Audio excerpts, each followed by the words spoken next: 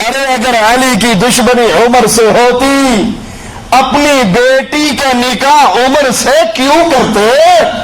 جاؤ، یہ تو آج بھی جا کر اپنی گلیوں چوراہوں میں پوچھ لو، اپنی بیٹی جو جگر کا ٹکڑا ہوا کرتا ہے کوئی اپنے دشمن کو دے سکتا؟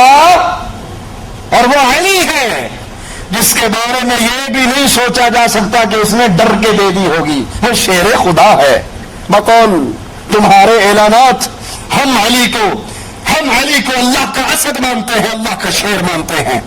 تم اگر علی اور عمر کے درمیان بغاوت، بغض اور نفرت کی باتیں کرتے ہو، قیامت کی دیواروں تک اس 1 سال کا جواب تمہاری پوری جماعت نہیں دے سکتی۔ اگر علی کی عمر سے دشمنی تھی، اپنی لاڈلی بیٹی کو عمر کے نکاح میں کیوں پیش کیا؟ عمر کو اپنا داماد کیوں بنایا؟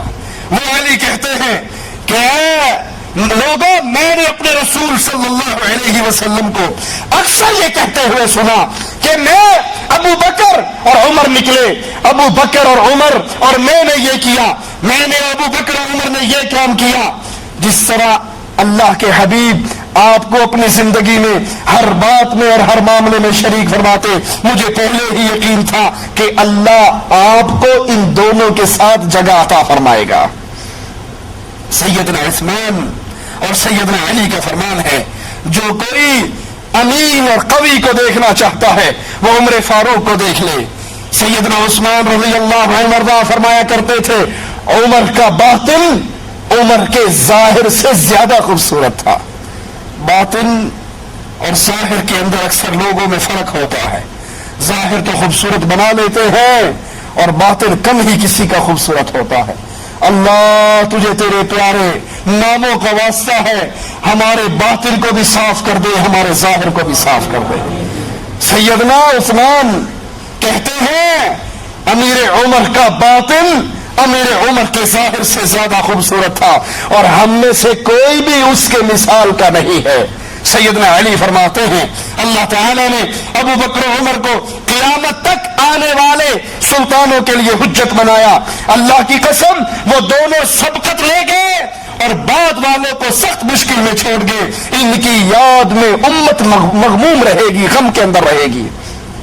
سیدنا طلحہ اور سعد بن ابی وقاص فرماتے ہیں، اللہ کی قسم ہم اسلام لانے میں تو پہل کرنے والے تھے، ہم ہجرت کرنے میں پہل کرنے والے تھے، لیکن عمر دنیا میں ہم سے زیادہ زاہد تھے اور آخرت کے بارے میں وہ ہم سے زیادہ راغب تھے۔ ابو عثمان فرماتے ہیں کہ انہوں نے سیدنا عمر کی چادر میں چمڑے کے پیمن دیکھے۔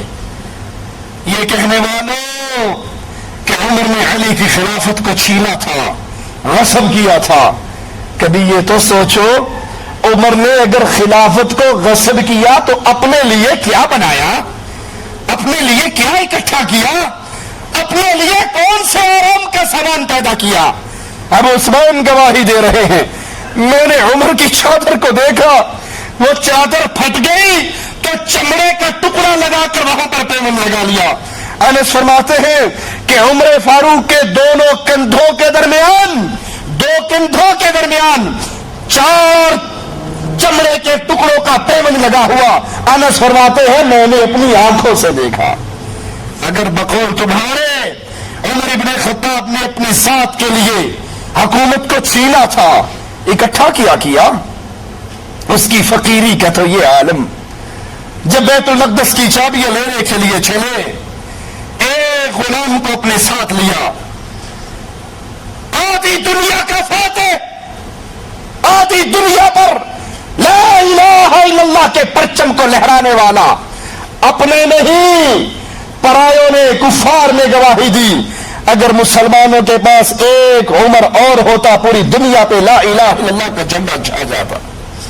ایک غلام کو لے کر جا رہے ہیں، اور یہ نہیں کہ غلام چل رہا ہے اور امیر سوار ہے، اس کے ساتھ فاصلہ طے کر لیتے ہیں، کچھ سفر امیر عمر سواری کرتے ہیں، غلام مہار پکڑ کے چلتا ہے، پھر امیر المؤمنین آدھی دنیا کے فاتح وہ مہار پکڑ کے چلتے ہیں، غلام کو سواری پہ بٹھا دیتے ہیں۔ کوئی عمر کی مثال کہاں سے لائے گا؟ اور جب کفار کے علاقے میں پہنچے، اللہ کی شان، اس وقت سواری کرنے کی باری غلام کی تھی. وہ غلام نے کہا امیر المؤمنین اب تو کافروں کا علاقہ آ رہا ہے، میں اپنی باری آپ کو دیتا ہوں، قربان کرتا ہوں، اللہ کا واسطہ ہے آپ نیچے نہ اتریے وگرنہ ہماری بےزتی ہوگی کہ امیر المؤمنین کا غلام سواری کر رہا ہے اور خود اس کے خادم بن کر آگے چل رہے ہیں، آپ اوپر سوار رہیے. جواب میں کہتے ہیں اے میرے ساتھی، یہ کہنے والے کہ کفار کیا کہیں گے؟ عزت آسمان سے اترتی ہے، دنیا کی چیزوں میں نہیں ہے. اب تیری باری سواری کرنے کی ہے اور امیر المومنین کی باری آگے چلنے کی ہے. عیسائیوں نے دیکھا امیر المومنین کو آتے ہوئے تو پوچھتے ہیں یہ جو آ رہے ہیں یہ دو خبر دینے کے لیے آ رہے ہیں کہ پیچھے امیر المومنین کا دستہ آ رہا ہے؟ کہا نہیں، یہ امیر المومنین خود آ رہے ہیں. کہا اچھا، جو یہ اونٹ پہ سوار ہے یہ تمہارا امیر المومنین ہے؟ کہا نہیں، یہ اس کا غلام ہے اور وہ ہار پکڑ کے نیچے چل رہا ہے. اب اس کی باری چلنے کی تھی، غلام کی باری سواری کی تھی. چابیاں لا کے امیر عمر کے کٹوں میں ڈال کر کہتے ہیں جو اپنے غلاموں سے یہ سلوک کرتا ہے وہ ہم سے بھی برا سلوک نہیں کرے گا. بغیر لڑے ملک فتح ہو جاتے ہیں. میں عمر رضی اللہ عنہ وارضا، انس کہتے ہیں میں نے اس کے دو کندھوں کے درمیان چمڑے کے 4 ٹکڑوں کا پیوند دیکھا. حضرت عتبہ فرماتے ہیں میں نے سیدنا عمر کا کھانا دیکھا، روٹی کے ساتھ زیتون تھا اور ایسا بدمزہ وہ کھانا تھا کہ میں ایک لقمہ بھی اپنے حلق میں نہیں اتار سکا.